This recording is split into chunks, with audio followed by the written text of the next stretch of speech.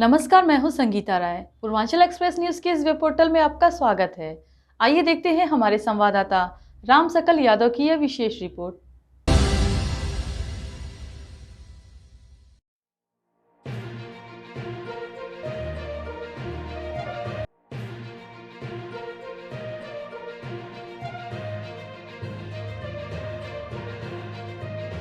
The district bar association Azamgarh द्वारा सर्वसम्मति से पारित प्रस्ताव के क्रम में सोमवार को संघ के पुस्तकालय कक्ष में प्रेस वार्ता का आयोजन किया गया।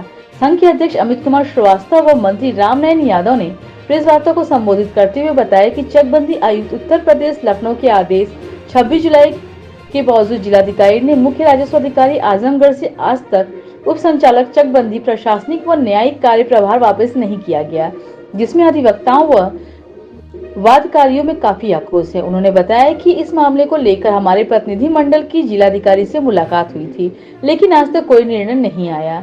एडीएम सदर की नियुक्ति को लेकर भी अधिवक्ताओं में रोष है। साथ ही साथ जनपद में समस्त राजस्व न्यायालय व चकबंदी न्यायालयों में भ्रष्टाचार काफी बढ़ गया है। न्यायिक प्रक्रियाओं का पालन न्यायालयों द्वारा नहीं किया जा रहा है। एन केन प्रकारित पत्रावलियों का निस्तारण करके शासन के समक्ष झूठे आंकड़े पेश किए जा रहे हैं, जिसमें वादकारियों को न्याय नहीं मिल पा रहा है, जिसके कारण मुकदमे और काफी बढ़ रहे हैं। पैमाइश व बंटवारा के मुकदमे में राजस्व निरीक्षण लेखपाल मनमाने ढंग से भ्रष्टाचार कर रहे हैं, जिस पर जिला प्रशासन का कोई अंकुश नहीं है। जनपद के नागरिक व वादकारी भ्रष्टाचार से काफी परेशान है, जिसके विरोध में the district bar association Azamgarh ने सर्वसम्मति से निर्णय लिया है कि 7 अगस्त तक संघ के संपूर्ण अधिवक्तागण संपूर्ण न्यायालयों में न्यायिक कार्य में प्रतिभाग नहीं करेंगे। भ्रष्टाचार की समस्या को लेकर शासन और प्रशासन तक अपनी आवाज पहुंचाने का काम करेंगे। अधिवक्ताओं ने कहा कि यदि उनकी मांगे हैं 10 दिन के अंदर पूरी नहीं की जाती तो वह आगे की रणनीति पर विचार करेंगे। मकसद है कि जिस तरह से जिले में भ्रष्टाचार और जिलाधिकारी महोदय द्वारा जो रवैया अपनाया जा रहा है, हम लोग 31 को भी मिले जिलाधिकारी महोदय से। जिलाधिकारी महोदय से हम लोग 1 तारीख को भी 1/8 को भी मिले। भ्रष्टाचार ही मेन मुद्दा रहा और जीएस नवीन कुमार चकबंदी आयुक्त ने सीआरओ मुख्य राजस्व अधिकारी जो उप संचालक चकबंदी आजमगढ़ और मुख्य राजस्व अधिकारी दोनों पद और एसएलओ कई पदों पे विद्यमान हैं, लेकिन चकबंदी आयुक्त ने स्पष्ट निर्देश दे दिया कि 26 तारीख का आदेश है चकबंदी आयुक्त का कि किसी अन्य अपर जिलाधिकारी को चकबंदी उप संचालक चकबंदी के पद पर नियुक्त कर दिया जाए, लेकिन जिलाधिकारी महोदय द्वारा आज तक उस पर कोई कार्रवाई नहीं किया गया। सबसे दुर्भाग्य की बात यह है कि हम लोग 31 तारीख को भी जिलाधिकारी महोदय से मिले और 1/8 को भी जिलाधिकारी महोदय से मिले। उन्होंने जो 26/7 का जीएस नवीन कुमार चकबंदी आयुक्त का आदेश था उसको उन्होंने छिपा के रखा, उसको उनके द्वारा बताया नहीं गया। उनके द्वारा जानबूझ करके चकबंदी आयुक्त के आदेश के बावजूद भी कोई आदेश अब तक निर्गत नहीं किया गया, जिनसे हम अधिवक्ताओं में काफ़ी आक्रोश है। इतना ही नहीं, हमारे यहाँ एक अतुल कुमार गुप्ता जो वर्तमान समय में उप जिलाधिकारी सदर हैं, वह पहले उप जिलाधिकारी सदर न्यायिक पद पे थे। हम लोगों से 31 तारीख को जिलाधिकारी महोदय से बात हुई कि काफ़ी भ्रष्ट हैं, यह उप जिलाधिकारी पद पे रहने लायक नहीं है, इन्हें किसी ऐसे जगह नियुक्त किया जाए जहां से उनको अधिवक्ताओं से उनका भेंट कम हो। लेकिन उसी दिन जिलाधिकारी महोदय ने उन्हें उप जिलाधिकारी सदर बना दिया गया, जो पूरी तरह से भ्रष्टाचार में लिप्त हैं और उनके द्वारा जो न्यायिक प्रक्रिया का बिना अनुपालन किए और सरसरी तौर पर मनमाने तौर पे कार्य उप जिलाधिकारी जब न्यायिक थे तो किया जा रहा था। वर्तमान में जब से उप जिलाधिकारी सदर नियुक्त हुए हैं, अभी हम लोग वहाँ पे किसी दिन कोर्ट नहीं चली है, इसलिए उनका यही रवैया वहाँ पे भी है। इसलिए हम लोग अधिवक्ताओं में काफ़ी आक्रोश है कि मुख्य राजस्व अधिकारी को तत्काल उप संचालक चकबंदी पद से हटा दिया जाए और उप जिलाधिकारी सदर को किसी अन्य जगह भेज दिया जाए, किसी अन्य उप जिलाधिकारी सदर को नियुक्त किया जाए। मेन यही विषय है सर। शासन से आप लोग कोई मांग कर रहे हैं पत्र लिख के?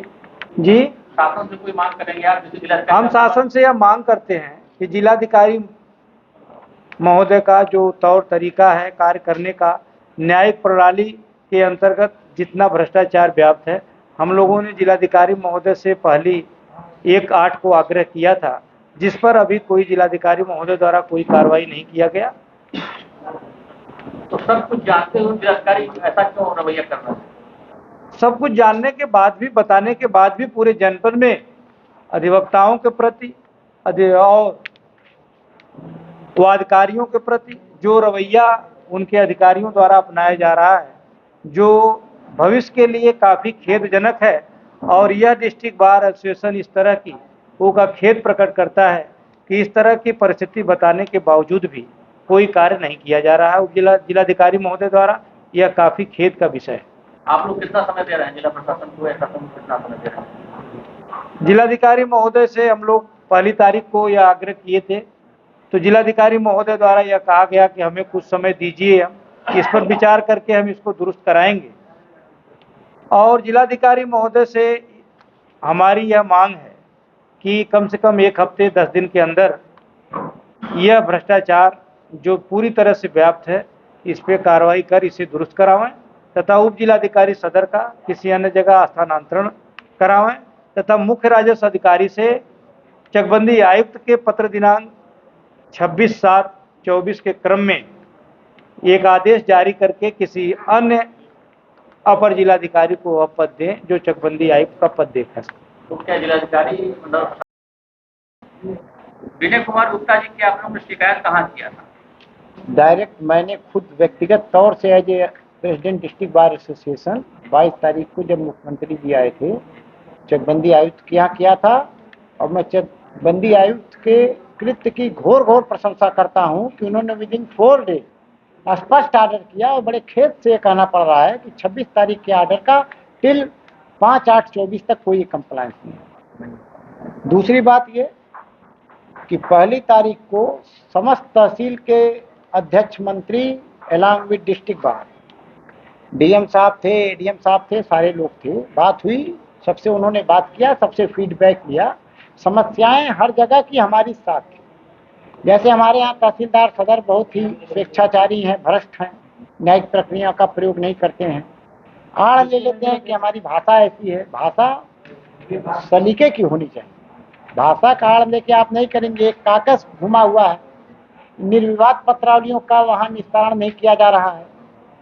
6 का धारा, हाँ वो तो बताए, तो आज पूरे सौदेबाजी चल रही है। और हमारे संघ के संरक्षक माननीय राजाराम यादव जी बैठे हुए हैं। ये डिस्ट्रिक्ट बार के भी पूर्व अध्यक्ष रहे, सेंट्रल बार के भी रहे, और सेंट्रल बार के आप एल्डर कमेटी के चेयरमैन भी हैं। और ये हमारे गौरव हैं और हम लोग इनके मार्गदर्शन में काम करते हैं। तो हम लोग 7 तक तो हम लोग न्यायिक कार्य से विरत हैं, लेकिन 7 के पहले ही सर से और लोगों से राय बात करके एक पत्र भेज के सेंट्रल बार के माध्यम से हम लोग आयुक्त से भी इस बात को अपनी बात रखेंगे, क्योंकि मंडल के मुखिया का पालन नहीं हो रहा है, उनसे करेंगे। और चूंकि हमारे बार के ही सदस्य माननीय लाल बिहारी यादव नेता पक्ष विधान परिषद हैं, और हमारे ही अधिवक्ता समाज के रामसूरत राजभर सदस्य विधान परिषद हैं। तो लाल बिहारी जी से भी हम लोग अपना पत्र बना के मुख्यमंत्री को संबोधित देंगे, ठीक है, कि इसकी किया जाए। हम लोगों को निष्पक्ष न्याय चाहिए, ईमानदारी से काम हो, रूल ऑफ लॉ प्रिवेल करे, नेचुरल जस्टिस हो, बस। और अगर जो करप्ट है उसको यहाँ से हटाए।